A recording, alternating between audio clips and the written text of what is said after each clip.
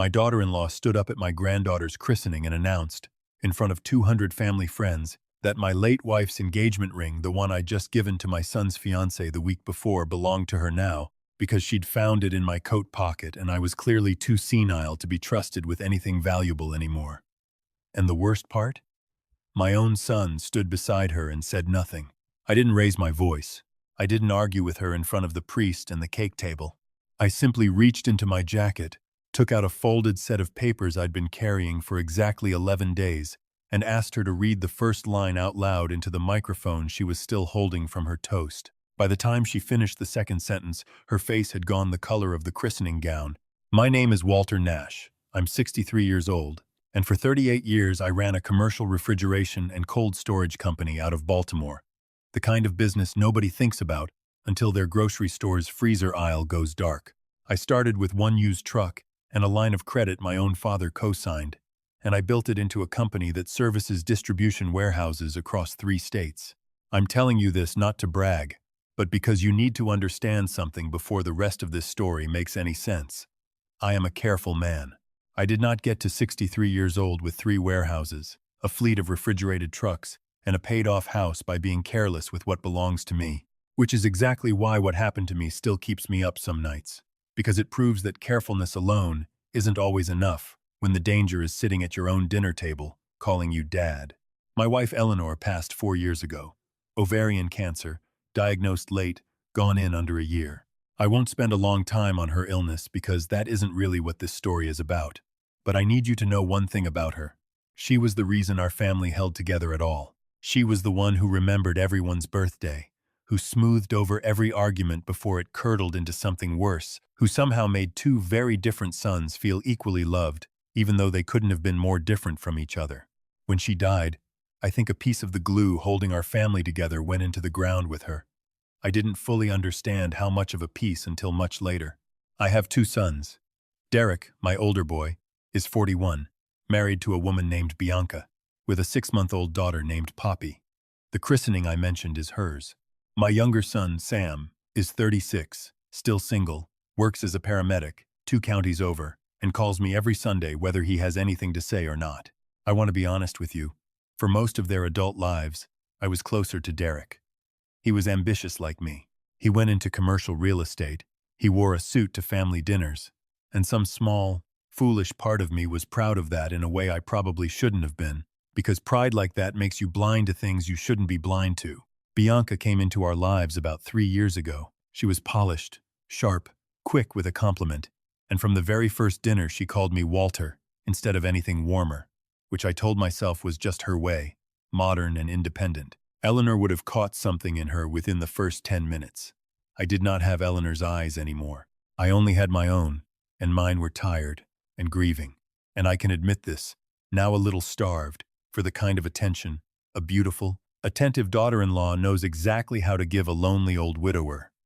She brought me soup when I had the flu. She sent me photographs of Poppy nearly every day after she was born, little videos of her laughing, and I looked forward to those videos more than I probably should have needed to. Loneliness makes you generous in ways that later look like foolishness. About 6 months ago, Bianca started asking me questions that felt innocent enough at the time. Had I ever thought about updating my will now that I was getting older? Wasn't it smart, at my age, to simplify things? Put the warehouses into a trust so Derek wouldn't have to deal with probate someday. She'd read an article about it, she said.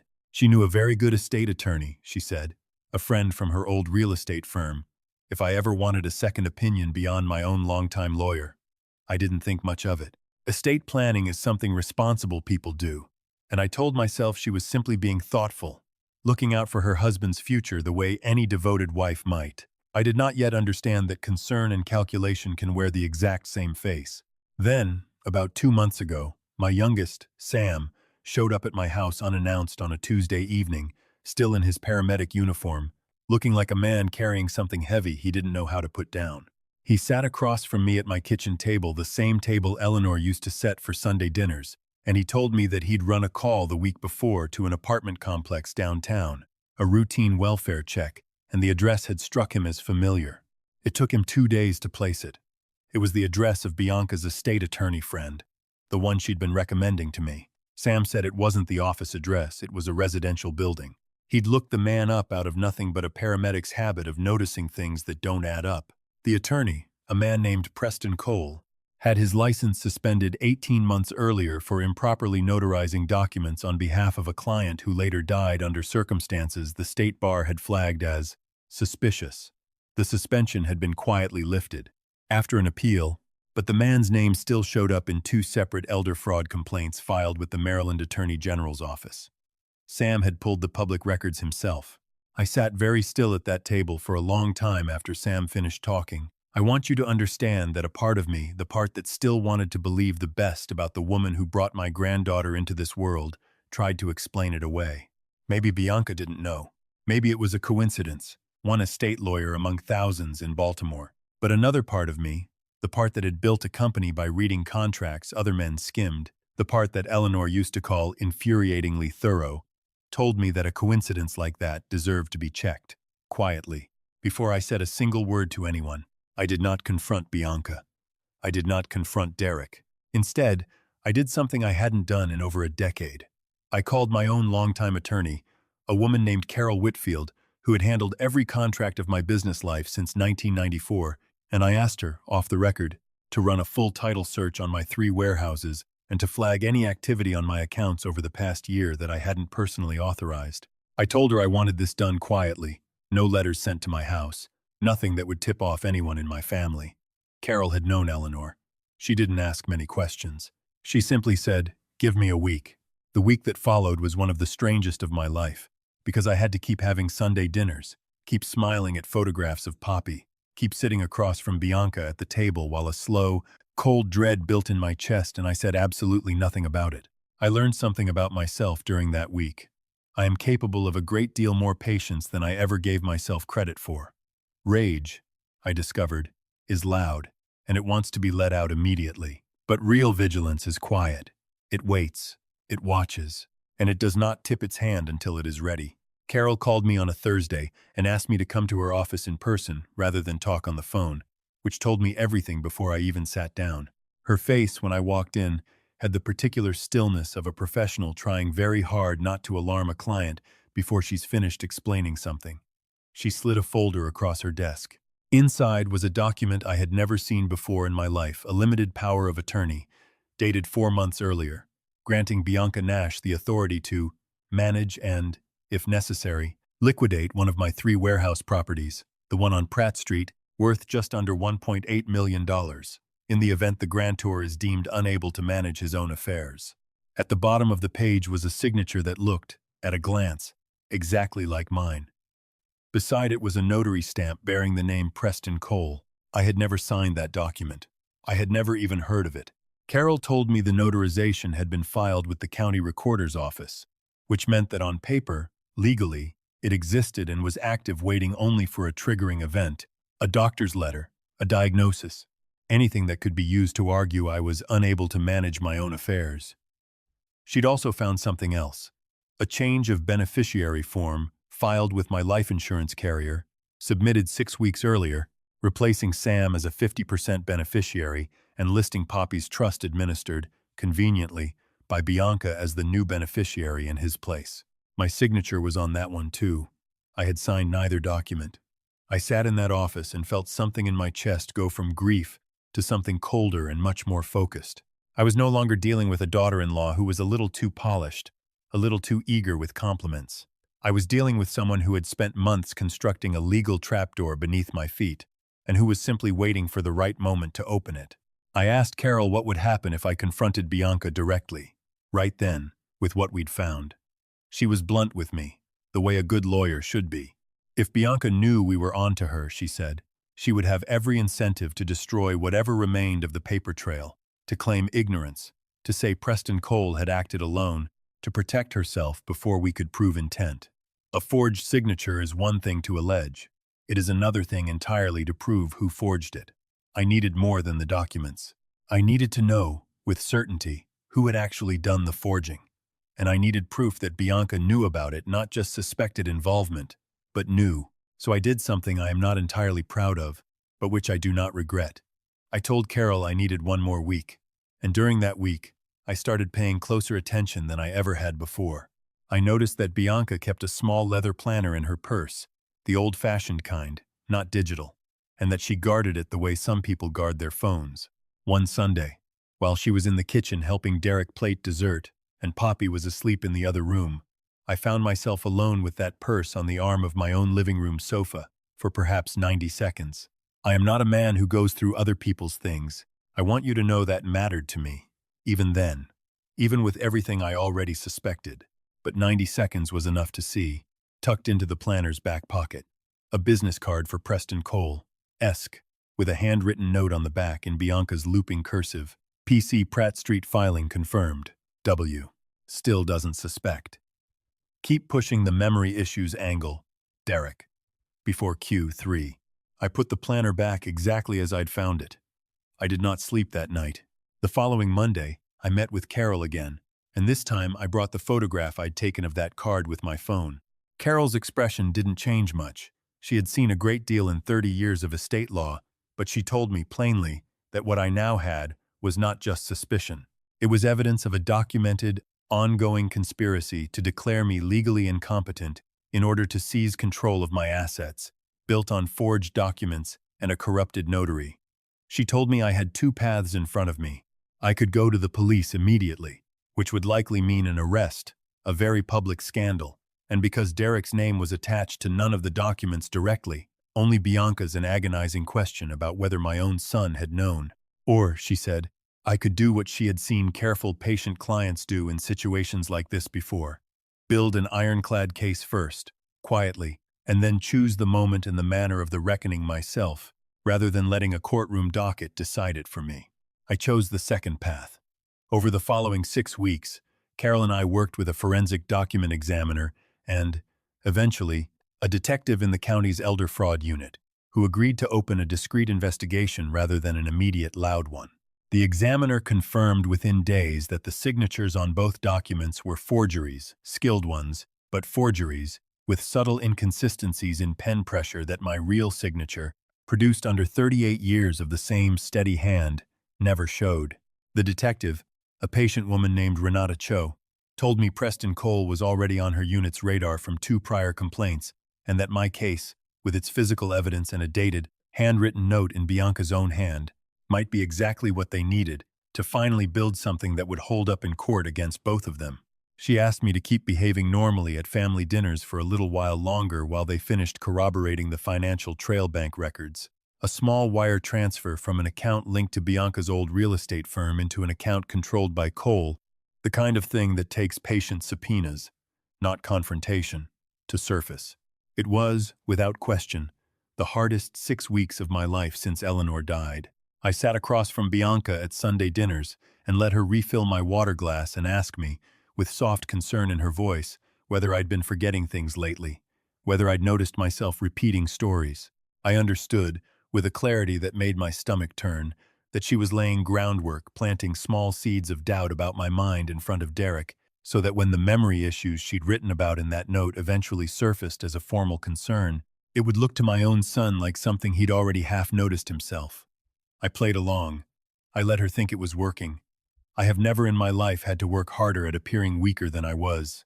Poppy's christening was scheduled for the second Saturday of the following month, at the same church where Eleanor and I had been married 40 years earlier, followed by a reception for 200 guests at a banquet hall. Derek and Bianca had spent, by my quiet estimate, close to $40,000 decorating. Detective Cho called me 3 days before the christening and told me they had everything they needed. The wire transfers were confirmed. Preston Cole, facing the weight of what they'd assembled, had begun cooperating in exchange for a reduced charge, and in his statement to investigators, he confirmed that Bianca had approached him 8 months earlier, that she had provided him with samples of my signature copied from old business correspondence, and that she had told him explicitly she needed the Pratt Street power of attorney activated before the end of the year, because in her words, which Cole repeated to detectives, the old man's health could turn any month now, and I'm not waiting around for a natural timeline. I sat with that sentence for a long time. Waiting around for a natural timeline. My daughter-in-law had discussed the pace of my mortality with a disbarred notary the way other people discuss a construction schedule. Detective Cho told me the arrest warrants were ready and asked, respectfully, when I wanted them served. She could have officers waiting outside my son's house that very evening. I asked her for one more request, and to her enormous credit, she agreed to it, on the condition that 2 plainclothes detectives be present, unannounced to my family, at the reception itself, simply as guests, ready to act the moment I gave a signal. The morning of the christening, I dressed the way I always did for church dark suit, Eleanor's small gold cufflink box still sitting on my dresser, the one item of hers I still touched every single day. I carried with me, folded into my inside jacket pocket, a copy of the power of attorney with the forensic examiner's forgery findings attached, along with a 1-page summary Carol had prepared, in plain language, of exactly what those documents meant and exactly what was now confirmed. I sat through the baptism itself with my granddaughter in her white gown, and I will tell you honestly that watching the priest pour water over that small forehead, watching my son beam with a pride I hadn't seen on his face since his own wedding day, very nearly broke my resolve. I loved my son. I still do. But love does not mean silence, and it does not mean handing a man's daughter to be raised inside a fortune stolen from her own grandfather through forgery and a lie about how much longer I had left to live. The reception moved into its toast portion around 2 hours in.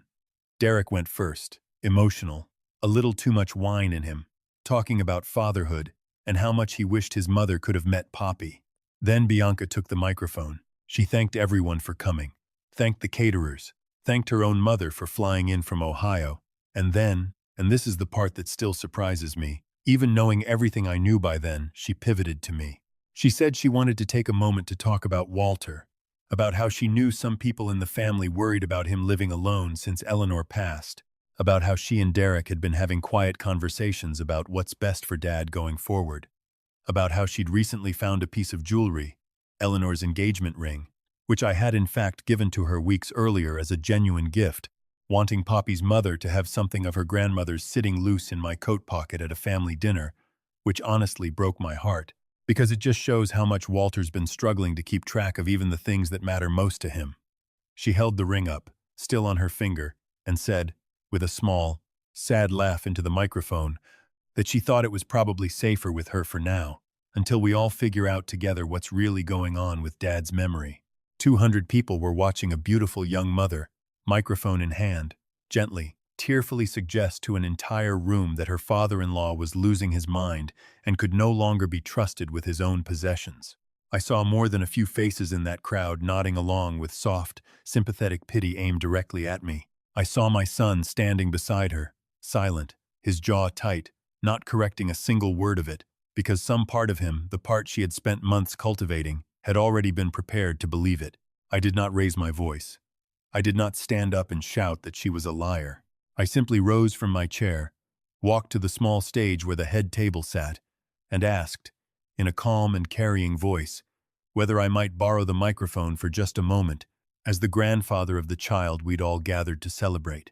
Bianca, still riding the warm current of sympathy from the room, handed it over with a gracious little smile, clearly expecting me to thank everyone, perhaps to gently confirm her concern, to play the frail old man role she'd written for me. Instead, I reached into my jacket and took out the folded papers. I told the room, gently, that I loved my granddaughter more than I had words for, and that I was grateful to everyone who had come to celebrate her. And then I said that before we continued, I wanted to clear up a small misunderstanding about my memory, because Bianca had raised it, and it deserved an honest answer in front of the same people who'd just heard the question raised. I unfolded the papers, held them out toward her, and asked her, into the microphone she'd handed me herself, to read the first line of the document out loud to everyone. It was the forgery examiner's summary line, printed at the top in bold. Signature analysis conclusion. Signatures on Exhibits A and B are confirmed forgeries, inconsistent with verified exemplar signatures of Walter T. Nash. Her face did not change in the first second. It changed in the second after that, when she understood what she was holding. I asked her, still calmly, still gently, whether she remembered a note she'd once written on the back of a business card belonging to a Mr. Preston Cole. I watched 200 years of composure drain out of a 31-year-old woman in real time. Derek turned to look at her, and for the first time in months, I saw actual confusion cross his face, instead of the practiced patience she'd trained into him. That was the signal. The 2 detectives, who had been standing near the bar in ordinary clothes, moved calmly forward. Detective Cho did not raise her voice either. I noticed that, even in the moment, the strange mirror of it, two calm people converging on one, panicking one. She identified herself quietly to Bianca, informed her of the warrant, and asked her to step outside the hall so as not to further disturb the reception. Bianca did not fight it. She simply stood there, the microphone still faintly humming with feedback in her frozen hand, staring at me with an expression that had nothing left of the woman who used to send me videos of Poppy laughing. Derek did not go with her.